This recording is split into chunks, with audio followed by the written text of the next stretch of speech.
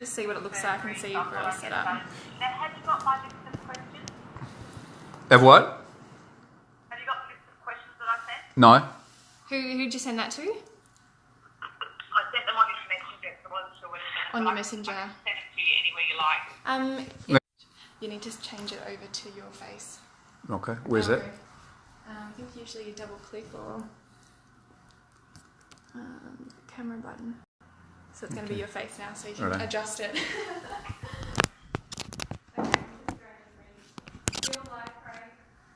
Okay.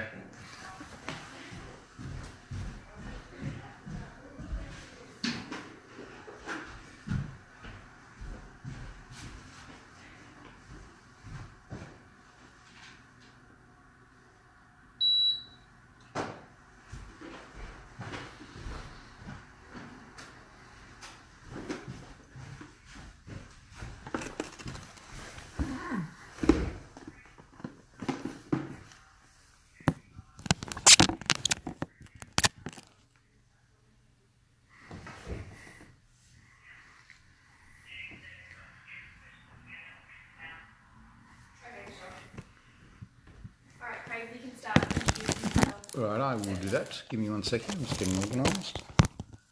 I'll print out the questions for you. Okay. People are watching now. So. Okay. Hello. Hey Trish, how are you? And Tan and Nadia.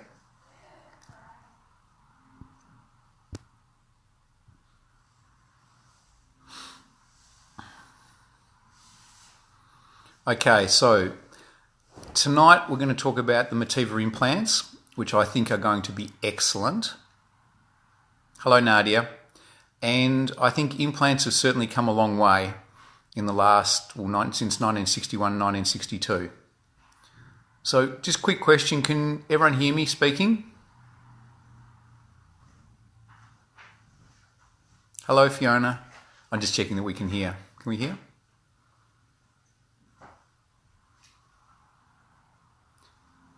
Ah, good. All right. So I want to give a little bit of a background, if I may, that implants were first created in 1961, 1962 by Cronin and Gero in America. And the original implants was quite a reasonable implant. But then what happened is they tried to make an implant that was very, very soft and very, very natural. And the problem is they made them so soft and so natural that they didn't have any structural integrity and they ruptured and they had a very liquid silicone. They caused a lot of problems. So there's been a lot of evolution, as you can imagine, in 50, 60 years or so. So when I started in private practice nearly 20 years ago, the state-of-the-art implant was a saline implant. So you can see this is a saline implant. And the problem with saline implants is that if you don't put enough salt water in them, they collapse. If you put too much salt water in them, which everyone does so they don't collapse, you look like Tori Spelling. And a bigger problem than that is because they've got no form stability, they stretch out the tissue, they stretch out the skin. So even though they may give a good short-term result, they give a very poor long-term result. This was an implant that I removed from a patient probably 2 or 3 weeks ago. So I take out quite a few saline implants. I take out quite a lot of implants. I mean, my practice is obviously primary breast. That's all it is breast and tummy. But I also do a lot of corrective surgery. So saline implants, there's actually, I can't see any, it's an obsolete technology. And in the civilized world, almost nobody uses them except a few people who maybe I could say don't know any better, don't know. But anyway, I don't recommend them, so it's not good. So then there was an evolution and Allergan came up with some excellent products. And this was a Style 110, and it was actually a good implant, and this was 15 years ago. This might even be considered state-of-the-art.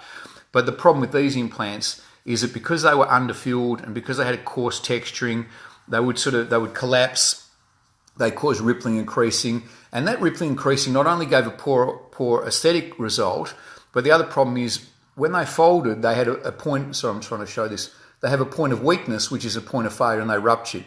So it was a good idea, but as with many things, it's come and gone. There was a craze for a while of putting in anatomical implants or teardrop implants, Now, the logic of a teardrop implant might be good in that they might look more like a breast, but the problem with teardrop implants or anatomical implants is they could rotate, so they could go like that. And then that was a big problem. So this is an implant that I removed from a patient, at least I think it is. And the reason I took it out was because of rotation. So firstly, there's rotation, which is a problem, and that can cause short-term, medium or long-term. So I'm not saying these are a bad implant, and I still use them very, very occasionally, but it's not my preference. And the other point too, obviously, is most women want to have some fullness up top, not flatness. So this in my practice would be very, very rare because I think it gives not a desirable result. It's got a high rate of complications. And the problem too is also, although I can't demonstrate, they don't feel very good. They're quite rubbery. So I wouldn't be recommending those except in very exceptional circumstances. The next craze was polyurethane. And there was some logic to polyurethane that they adhered and they stayed in position. So in some people, these do have a role, but I was using these for a little while. I didn't have a particularly good experience with them. There were a number that I had to take out and replace, and that was quite a while ago. So I think except for very exceptional circumstances, I would not be recommending them. And the other thing that's been in the news for a while now is what's called ALCL, or anaplastic large cell lymphoma. And there's quite a higher incidence of this still rare cancer, but cancer nonetheless, in polyurethane and textured implants. So I wouldn't, I don't know if you can see them. So that's a polyurethane. I don't recommend these. I haven't used these for actually many, many, many years. And actually the company, I think, is no longer producing them, or I know their factory burnt down. There are a few sort of dubious things, so I wouldn't recommend those. So really, the implants that I've been using to date have been Mentor and Allergan, and they're still a superb product. There's nothing wrong with them. This happens to be a sizer. I think you can see that there. So this is a Mentor implant, and they're a good implant, and I've literally put in thousands of them. It's an excellent product, and I still use them. But I think there's a product that offers some advantages. This is Motiva. Now, Motiva are a relatively new company. When I say relatively, I believe the company's been around for 20 to 30 years, but in terms of implants, I believe it's coming up to 10 years now. And I'm not an early adopter of new technologies. I'm not an early adopter of new technologies for quite a few reasons, but the least of it is that when a new product comes along, it can have problems which may not be recognised for a number of years. And that was evidenced with the PIP implants, which are a cheap French implant, and we never, ever put in. I didn't put in one because I didn't trust them. And it turns out they were putting in industrial gel instead of proper medical gel. The director, I believe, has gone to jail. It was quite an unpleasant experience, but I never used them, and I didn't because they were cheap, and that's not the point of the exercise. So, thank goodness we never used PIP, because a lot of those people who put PIPs in then had to take them out. In fact, I took out a lot of PIPs.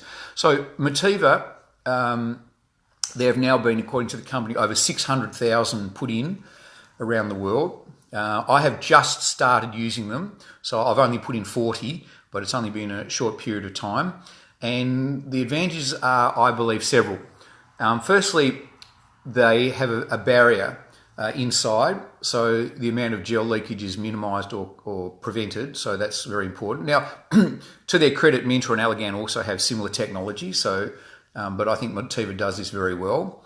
They've got a special coating on the outside called it's a nanotechnology, and the aim is to minimise or decrease the risk of capsule. Capsule is where the body is doing what it's supposed to do, is it's putting down scar tissue around the implant, and that's what everybody will do when there's an implant.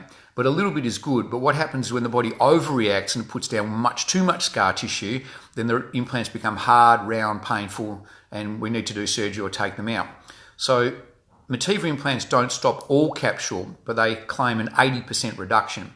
Now, if we can have 80% less complication, that justifies it in itself. So that's according to the company. What I personally like about the implant is they're extremely tough. You couldn't break them even, well, if you tried, you could, but they are really, really, really strong. They're very, very tough. But the most important thing about them, well, actually two more important things, is one, they've got a very good gel, and the gel in them is excellent. You can't fracture it. It's a monoblock, so the gel is bonded to the outside layer, as with the other implants, but probably more so. And they so to break or rupture them is extremely hard. And even if they do, the gel stays completely inside. It's a terrific technology. Now, I've got a broken one, which I'll show you in a tick. But the thing that I really, really like about them, probably more than anything, is the way they feel. They just feel really nice. Now, again, feel is something that can't be demonstrated over a telephone, but they feel very, very good. So I like them. I like them a lot. As I say, I've only put in 40, so it's a relatively small number. So far, in a short period of time, it's only been a month or two. I've had no issues, no problems. I've been extremely pleased with them. Again, when I recommend an implant, I don't have any vested financial interest in these. I don't get paid. I don't have any commission. So the only reason I would recommend an implant is if I thought it conferred some advantages, which I believe these do. And so far, in a relatively short period of time, I've had what I believe are nice results, and that's been in breast augmentation and mastopexy augmentations, which is a combination of lifting and implants. So I've been very, very pleased with them. They just feel nice. They look good. The patients who I put them in so far have been very, very pleased with them. Now, I'm going to preempt because there are some questions that I believe people are going to ask, so I'll get onto them early. If you can see at the back of the implant, there's that tiny little copper thing. That's a little tag, and that has been put in there deliberately because it's an ID tag. So with this device, which is provided to surgeons who use them, if I put it on and I can hold it over the implant, it actually, I don't know if you can see that well, but it comes up with a number. So the tag doesn't have any data as such, it's just got a number. So by putting this special device over that tag, it'll come up with a number, and that number can then be correlated with a catalogue or an app, and that'll tell you exactly what the implant is. Now, in my situation, that's not so important because all of my data is, we've kept all of our data for over 20 years. It's all backed up. It's backed up upon backup upon backup. But if that data weren't available, then you can find out what it is. Now, that's important because I also do a lot of fix-up surgery from Thailand and Sydney and Berwick and places like that, third world countries really. And often I can't get the notes, it's not available, the surgeon doesn't keep them, lost them, they're not available for whatever reason, so I can always find out what it is. And no, you can't be tracked, no, it won't go off through an airport, no one can tell where you are. So it's got none of those things, it's just a little numbered tag which can be identified by that purple device. So that's there. Now I think I have some specific questions. Do you lift and place implants at the same time? Ashley, that's a very good question. That's a very large part of my practice. Yes, I do. That's called a mastopexy augmentation. Mastopexy means breast lift. Masto is breast and pexy is fixed. So mastopexy is a breast lift. Augmentation is to make bigger.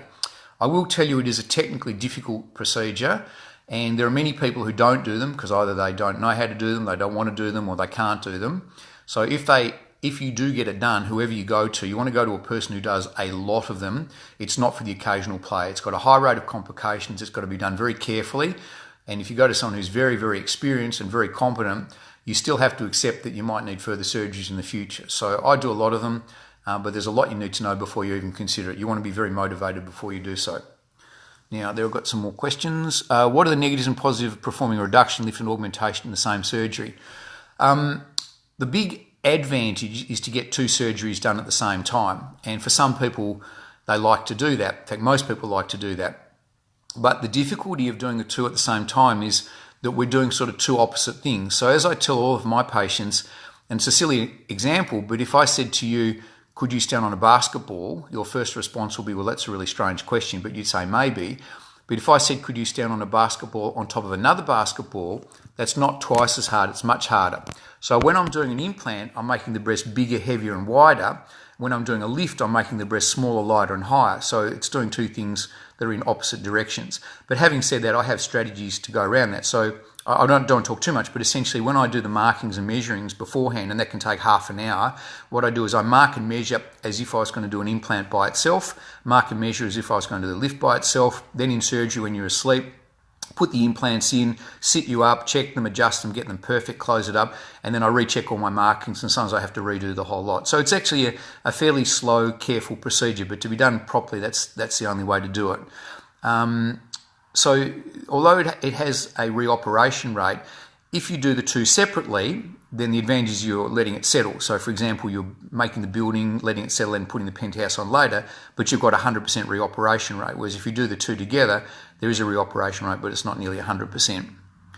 Janine has asked, are these available in Australia-wide? Yes, they are.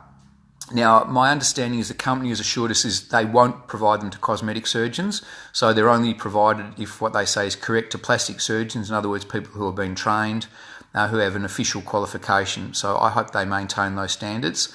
I know that they are slowly taking off, but there are a number of very, very good surgeons who are quite enthusiastic about them.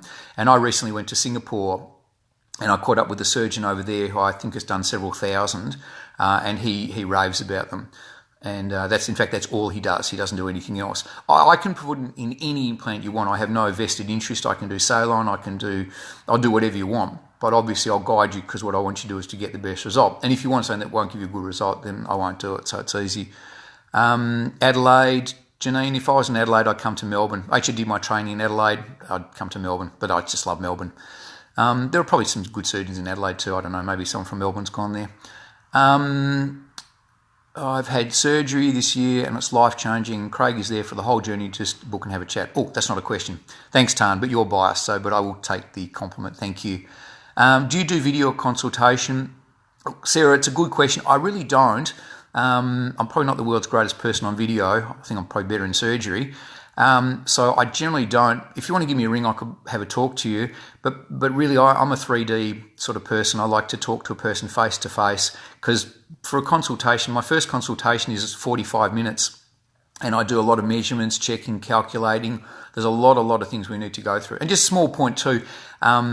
For the first consultation, it's normal. We actually don't even charge for further consultations. You can come as often as you want to, whenever you want to, because what I tell everybody, and I'm a bit of a crack record, is big mistakes are made in a big hurry. Best time to get things right is the first time. Best way to get things right the first time is the right person having the right surgery at the right time for the right reason. So it's a bit laborious, but come to Melbourne, it's pretty good. We make good coffee. Sarah, are implants safe for someone with lupus? Look, the answer is I don't believe there has ever been any association with implants with any systemic disorders, which in plain English means I don't believe it causes any of those things.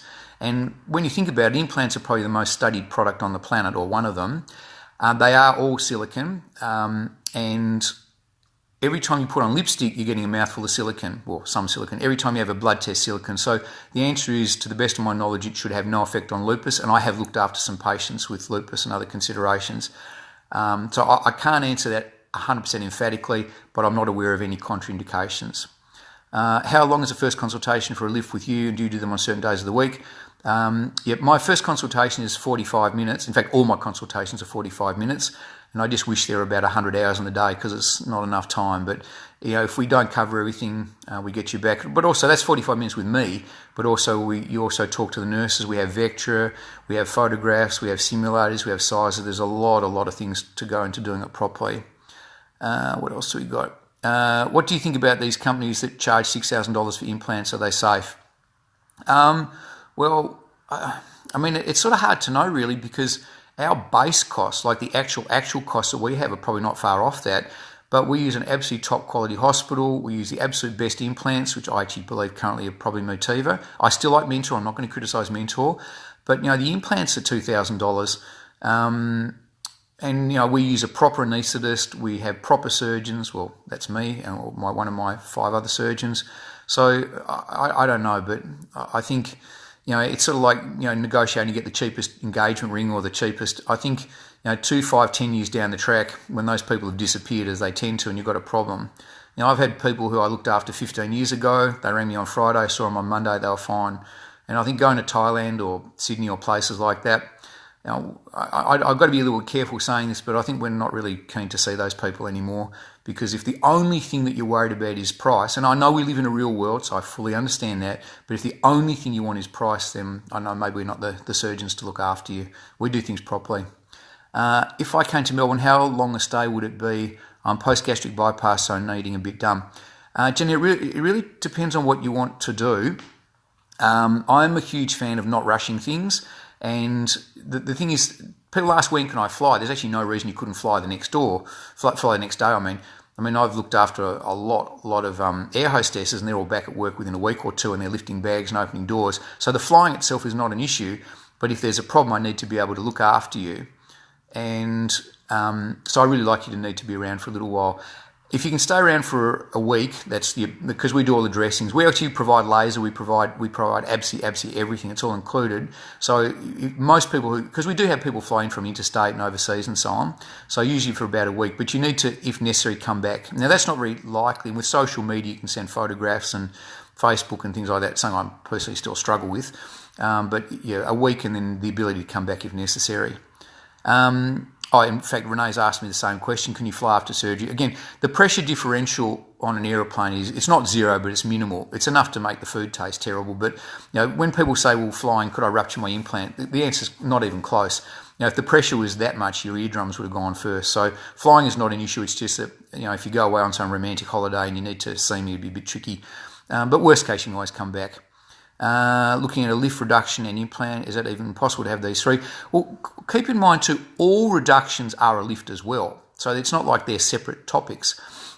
And the reason is when I do a reduction, all excessively big breasts, or all big breasts I should say, are all going to droop with time. So they all get a lift. And a lift is almost as important as a reduction. And what I think of as a male, if I had a backpack where the straps were too long, it would pull me back. So what I do is I pull the straps in, and women do exactly the same thing with their bras, is they pull their bras in tight. This is for reduction, but what they do is they swap the problems down here and they get the neck and the shoulder pain. And I sometimes even inject a little bit of fat into the bra grooves to fill them out. So lift reduction implant, that would be not an uncommon procedure. So the answer is potentially yes. How long does it take from first consult to having it done? It really depends on what you're going to have done. But I like to slow people down a little bit. I always say big mistakes are made in a big hurry. Best time to get things right is the first time. I think there are now guidelines that it has to be at least a week. Well, we never do surgery within, and it does take time. You need to be well informed, not rushed, not pressured. Take your time. And so even though it takes a little bit of extra time, rushing I find stressful. I like to slow things down, get it right. Because remember, you're going to potentially have these for the next 5, 10, 20, 30, 40 or more years, and you're going to have the benefits, hopefully, of surgery for the rest of your life. So it just takes a little bit of time. I know I didn't answer your question, but it depends on a number of factors. But in terms of how quickly we can get surgery, my first answer is it's not a matter of quick, it's getting it right, but it's a little bit of time. If you actually ring my rooms, they can tell you, because my team here run my life, which is actually true. Travelling from Mackay, how long is a stay in Melbourne post-lift? Again, Michelle, probably if you could stay around for a week, that'd be great. Longer's better, shorter is okay. I mean, you could actually fly back the next day, but as long as you understood that if there were to be a problem, you could come back. But again, if you're overseas, I can't, or interstate, I can't look after you. And the whole reason why you want to come here is that we look after people. Which implants are better, silicone or saline, and what is the difference? I went through this briefly before, but just again, saline, this is a saline implant. It's full of salt water. It's still got a silicone shell. Don't put enough salt water, they collapse. Too much, which everyone does, so they don't collapse, you look like Tori Spelling. You get ripples and creases. I took this out of someone, I don't know, it was a few weeks ago, I think, or whatever. They've got no form stability, so they stretch the tissue out. When you look at the people who are good, who do a lot of implants, almost nobody does saline implants, like almost nobody. And in Melbourne, there are only 2 people who do them. And I'm not going to comment on my colleagues, but I haven't put a saline implant in for many, many years. It's compromised. There's no reason to do it. It's an obsolete technology which gives a bad result, and I don't see any advantages. Amanda, Teaser said, I'm great, thank you. I hope so. It's something to live up to. You can make that decision. Price range, look, I can't go through that because it just depends on what you're having done. And price is not just about, how much is it. There's a whole lot of things. There's what's included, what's not included. It has to include the anaesthetist, the implants, stay. There's a lot of things. But if you ring my rooms, they can give you a pretty fair idea. So no secrets, but it's an involved answer. It's sort of like saying ring up a real estate agent and saying how much is a house or how much is a car. But I don't think comparable to that. So it really varies. Sarah, you want to come to Melbourne? Look, why would you not come to Melbourne? I mean, greatest city in the world, greatest place anywhere. Great coffee, got the MCG, we've got everything. And I guess me as well. Although interesting, I did my training in Adelaide and I had a very good time, though I enjoyed it, but I like Melbourne. And if it was me, I'd come to Melbourne. Well, I guess I did come to Melbourne, so proof's in the pudding. Basic BA price, please. Renee, again, I'm a little bit hesitant to say, but it's somewhere between 10 and 15,000. We don't compete on price. My price is around about, I think it's just under 15, but there's a lot that's involved in that. We back up our work, we guarantee it, all future visits, if there's a problem we fix it, and that includes bras, laser, absolutely everything you need. So there are certainly people who are cheaper, but I've decided I'm not going to compete with them because I think there are more important things, and we look after people, we do the right thing by people, and that can't be done cheaply, not if you want it done properly. What is it? You can have it quick, proper, or fast, cheap, or proper, but you can't have all three, something like that. A realistic surgeon, glad to know you aren't in a hurry to operate on people. Look, Beck, I hope that is true. It's sort of not what I did medicine for. I think my experience is if you're pretty straight down the line, tell people as it should be. And I had someone who, the reason I'm running a little bit late is because I saw someone who happened to be a friend of a friend. I mean, 2/3 of people are actually word-of-mouth referral. And I told her I didn't think surgery would be for her because I didn't think she would get the result that she wanted. And, some of my biggest supporters, I guess, in some ways, are people I've said, I don't know that surgery's for you. Surgery's not for everybody, but if you get honest, correct, truthful advice, you can decide if it's for you or not. And so it varies from person to person. So I'm trying to read these questions as well. But I love what I do. I have enough to do. In fact, the other thing is, if anyone knows any good surgeons out there, we're actually desperate for more surgeons. But we only take people who are quality, who have got ethics and honesty. There's a lot to becoming a surgeon. It's not just technical excellence. I mean, that goes without saying, although it's not for granted. But it's looking after you, it's giving the right advice, it's doing the right thing. The before and after surgery are as important as a surgery. Something I've always wanted and need but could never afford. Renee, I guess that is an issue. If it's important enough, but if it may not be the right time for you. Remember, if it's not the right time, it's not the right surgery. Janine, can I be cheeky and ask if you know Dr. Phil Griffin? I'm meeting him for the first time tomorrow in Adelaide. I know Phil well. When I was a trainee in Adelaide, he was my senior. He gave me a really, really bloody hard time. But I tell you what, he's a good surgeon. He's ethical. He's decent. I actually like Phil. And so if I'm missing out on work because you're going to Phil, then you are in safe and you are in good hands. So anyway, you need to see his work. I don't know how many he does, but as a quality person, Phil is very careful. And if that's his interest, and I don't know because I haven't spoken to him for a while, but he's one of my colleagues who I have a lot of respect for, so no issue. Although he did give me a hard time. So when you go and see him, say, Craig said you gave him a hard time, but maybe I'm a better surgeon for it. I have sensitive skin. I don't think my body likes artificial things. Can I get a lift if I don't have a lot of tissue and still have shape, so I just have saggy breasts after losing weight?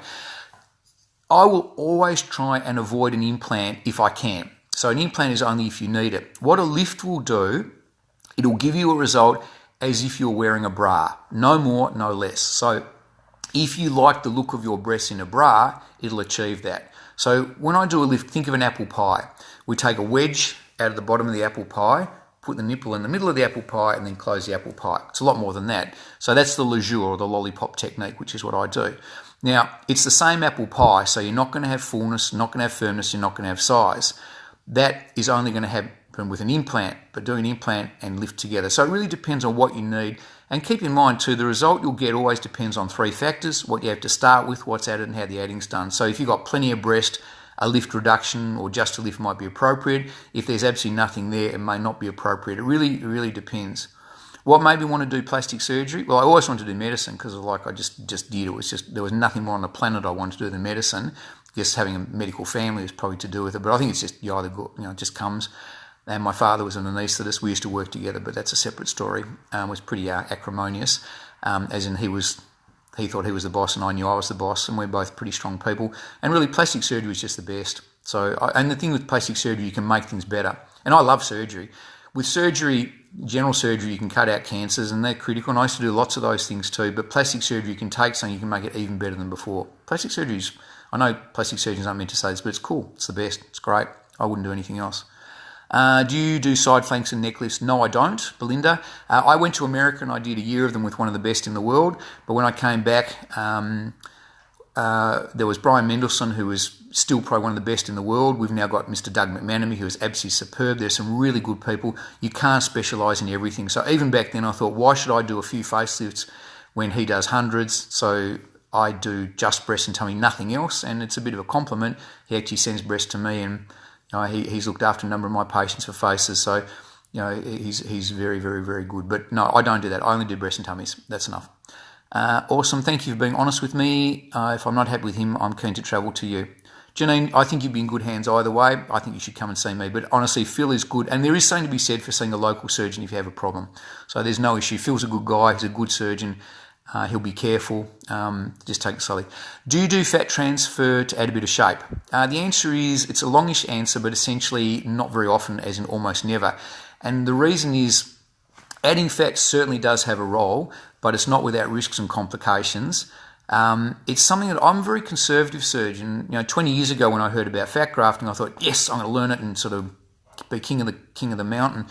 But there were some issues, and in fact, our insurance company initially said we weren't allowed to do it because of the risk of maybe causing cancer or making up mammograms. Now, you'd think it wouldn't, but it's now been proven that it doesn't. So I think fat does have a role.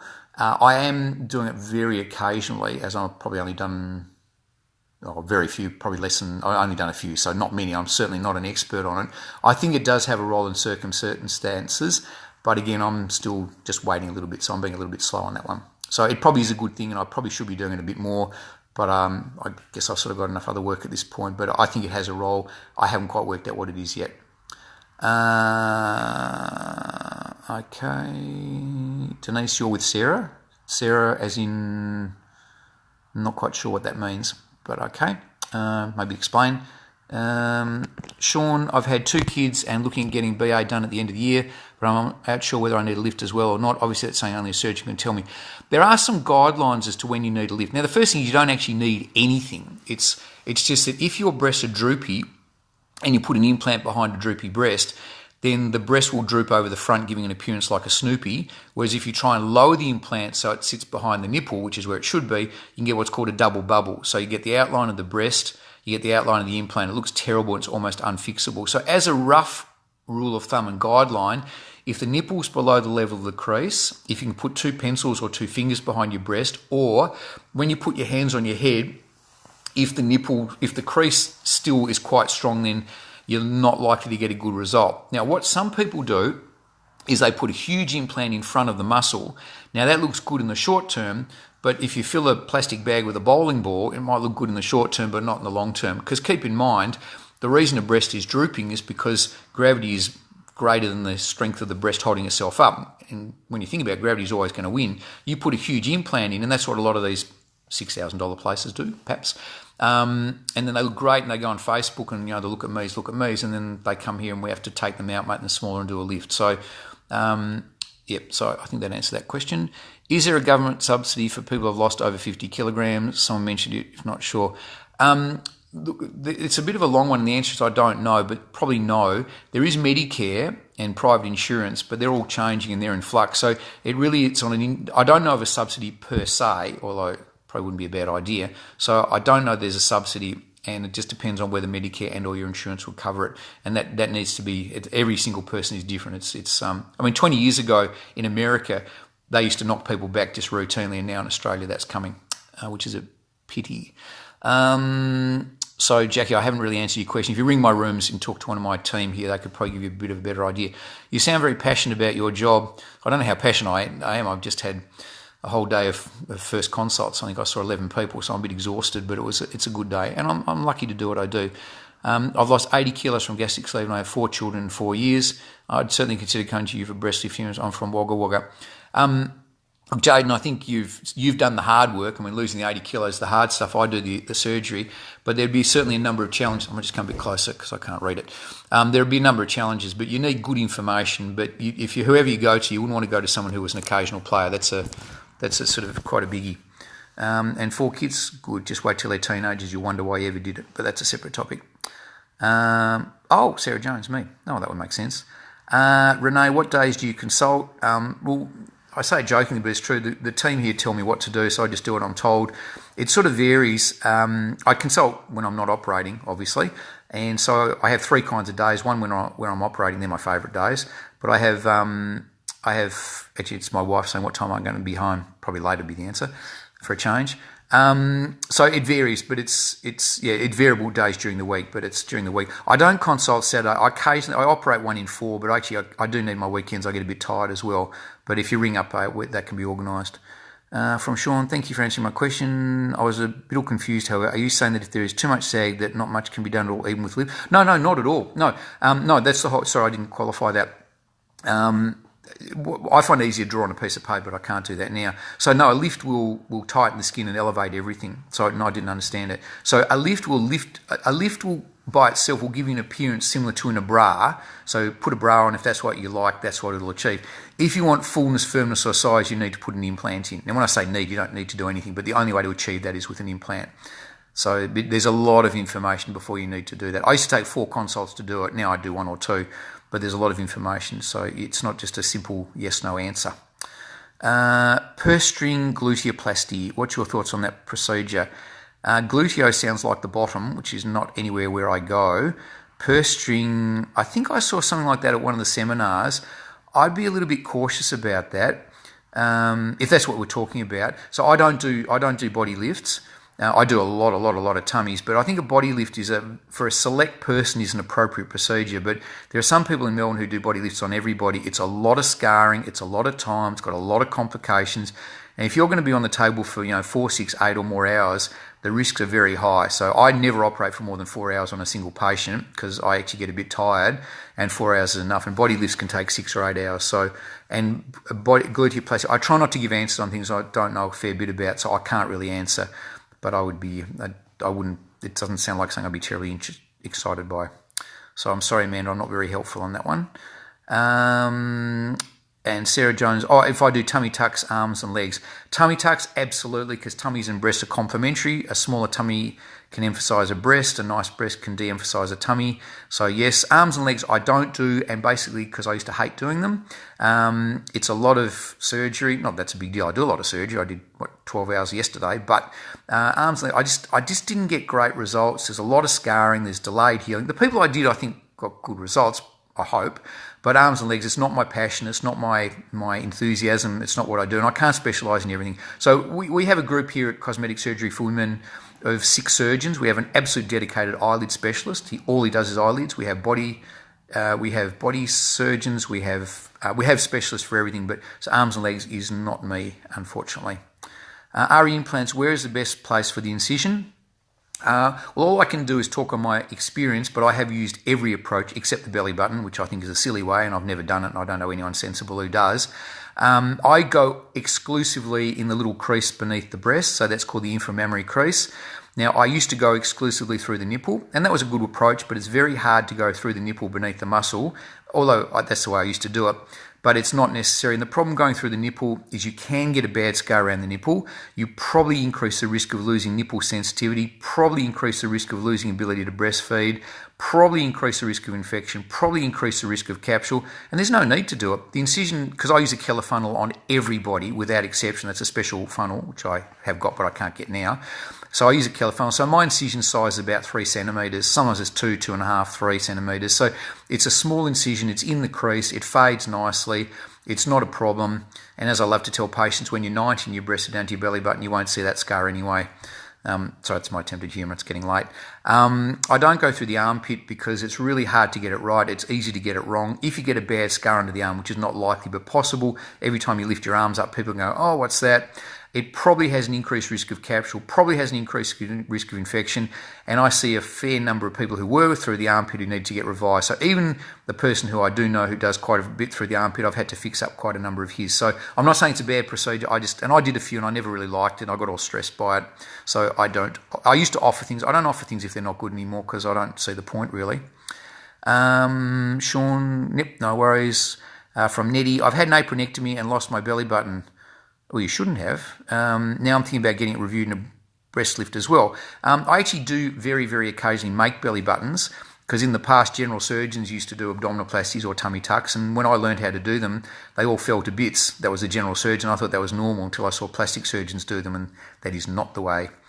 So I've actually completely made belly buttons out of little skin grafts and things. So I'm not a belly button making expert, but I have done a few.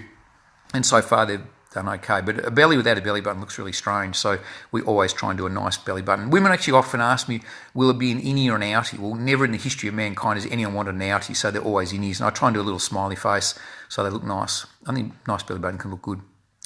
Sarah Jones, you're amazing. Thank you so much. Sarah, you're a very perceptive person. I completely agree, so thank you. That was also an attempt at him, but that's a nice thing anyway.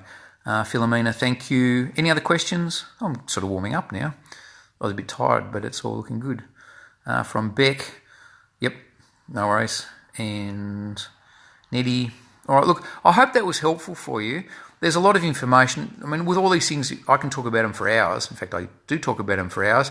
But really the best way to do it, the risk of being a bit sort of mercenary, is to come and see someone like me, or hopefully even me, because face-to-face, I can actually give you some specific advice, because general advice, and that's also the thing about forums, you've got to be a little bit careful, because these days everybody's a world expert and everyone gives an opinion, and some of those opinions are good, but if you're going to get it done, go to someone who knows what they're talking about, who'll give you a straight answer, and they can give you the answer for you. From Carla Tomlinson, where are you located? We're in Hawthorn, so that's in Melbourne. I might have mentioned that's the best city in the world. I think it's true. Although, yeah, there are some other ones that aren't too bad. I mean, Queensland's getting a lot better now that Melbourne people are going there. But I'm in 759 Burwood Road. That's Hawthorn East. But you can look up Cosmetic Surgery for Women or plasticsurgeons.com.au. CSFW, I think we are, .com.au. plasticsurgeons.com.au. Melbourne, Crystal Bones, yep, Melbourne, and Crystal Bones is, thanks, Sarah. Yep. So if you just Google us or give us a ring, because we've got a really, really good team, and they answer questions probably better than me. Sarah Jones, go the Mighty Hawks. Now, Sarah, you were rising high for a while, but not that I'm all that keen on it, but I used to have a number 4 for Royce Hart, so, yeah, I know Tigers, they're a bit variable, but there we go. But Hawks, yeah, they'd be probably, yeah, I don't know. Do the implants need to be changed over time? Look, that's a good question, and I tend to answer questions circuitously, I think is the word. What I say is nothing lasts forever, and I say it facetiously, diamonds, husbands, implants, they all need to be replaced, although I'm just at 29 years, so it does seem like 30. So nothing is forever, but if you use a top quality implant and you have a good surgeon who's gentle, knows what they're doing, they should last, I say a minimum of 10 years, but they really should last a lot longer than that. So when an implant is ruptured early, people blame all sorts of things. It's probably a technical error when they're put in. I've actually seen a surgeon who actually put a needle through one. At least to his credit, he acknowledged it and he replaced it. But yeah, I don't think hopefully I've never done that. So really, implants, they should last a minimum of 10 years. And with the Motiva implants, and look, Mentor and good implant, I'm not in any way dismissing them. I'm just going through my, I'm really enjoying using Motivas, but I still use Mentor. And Allergan still provide a superb product, so we're not to dismiss those. But the Motivas, I'd say, when I say a minimum of 10 years, I'd actually say hopefully a lot longer. Crystal, you're in Adelaide. Well, I did my training in Adelaide, and I used to drive to Melbourne. If you really want a seriously good coffee, then probably or a lemon meringue pie, it's probably still worth it. So for something as important as this, I'd still come to Melbourne. I still say go the Hawks. I live in Brisbane. Sarah, we do need to talk. And yep, good. And I think that's everything. So are there any more questions? Now, what do I do for that? I've just been waved a bit of paper. So do I push there? She sent a request, so press. How do I do that? Sorry, what do I have to press? There we go. Yep. There we go. I'm not terribly familiar with this because I tend to spend my time in a theatre, really, or here. Hello. Hey, it's Trish. Hey, thank you so much for coming on tonight. Has everyone's questions been answered? I hope so. I think so. Yeah. And look, all of these questions, they're generic questions. Yeah. What you really need is personal questions for you. Yeah. And so if you want to do that, you'd be welcome. Yeah. How is Trish doing anyway?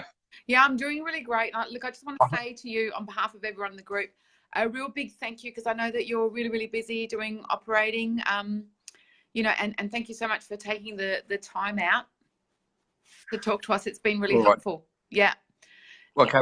Is that the kind of information that is that helpful? Yeah. Oh, absolutely. Like, and I reckon yeah. for all you ladies out there, if you're, if you want to find out a bit more about Craig, you can ring his offices. And I found that because I've had surgery with Craig myself, I had my tummy tuck revision done with him a couple of years ago, and he's got a patient advisor on the phone, so they can answer all the questions that you've got as well. And as he says, he just does tummies and boobs, so you're getting someone who is passionate about it. So yeah, I just want to say thanks from all of us, Craig. No, that's okay. Because just on that, Trish, can I talk a little bit about you, or is that because you're actually going to have surgery by a non-specialised plastic surgeon, weren't you? I was actually booked in to have surgery in Adelaide, and then I met you, and I was like, oh no, can't. I've got to go and see Craig. Well, I sort of locked the door so you couldn't leave. But the surgeon who was going to look after you, I mean, I know him, and he's a very good surgeon, but that's not what he does. Yeah. So that wasn't, and I think it's fair to say what he would have done would not have been the right operation for you, whereas we completely modified it, and I think we did achieve what we wanted to, didn't we? Well, I told you what I wanted, what I thought that, this is what I needed, and you actually told me what needed to be done for me to get what I wanted, which was totally different to what I thought. So...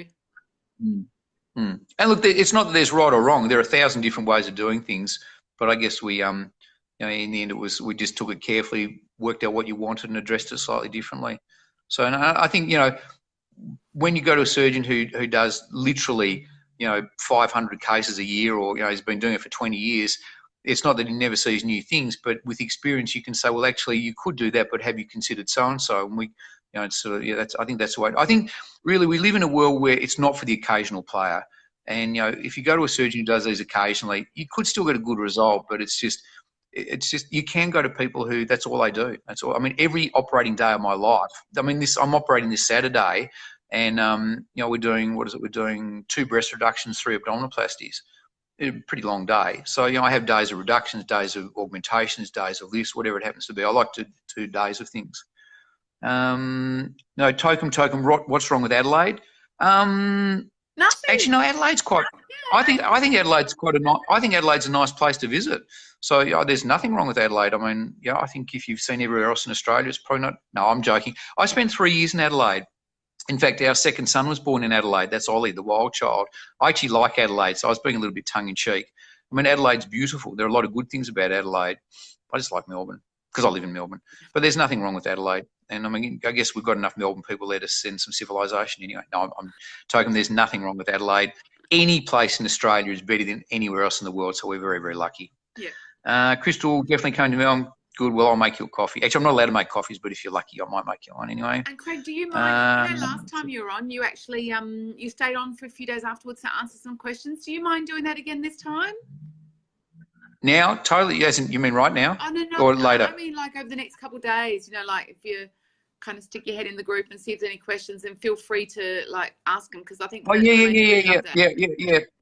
Totally happy to do that, as long as I'm not sort of treading on anyone's toes or anything. But no, I really enjoy doing that because, I mean, as I say, people with good intentions give advice, but unless they actually know what they're doing, the advice might not be the best advice. And I mean, I'm not saying mine is the best advice, but it is based on what I do. So yeah, if you're agreeable, I think that was really helpful for some people. Totally. At least I hope it was. Yeah, the ladies loved it. Yeah. All right. Yeah.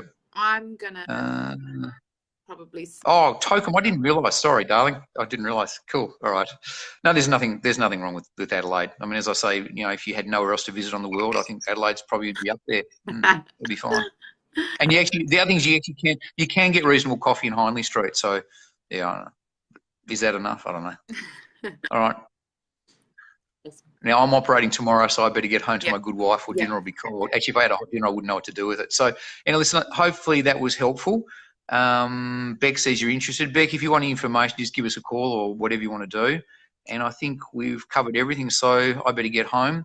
Trish, thanks for organising this. I'd love to do some answers. Yeah. And if anyone wants to send us a text or whatever it is, then I'll do what I can. Thanks, Craig. And you're also on again on the 3rd of July. I don't know if you know that, but you're on the 3rd of July. So I'm sure Rachel, who is looking at me and nodding her head, will organise everything. I've got no idea. They put it in front of me and I do it. Yeah. All right, Trish. Thanks, Craig. Nice to see you. See you later. Bye. All right.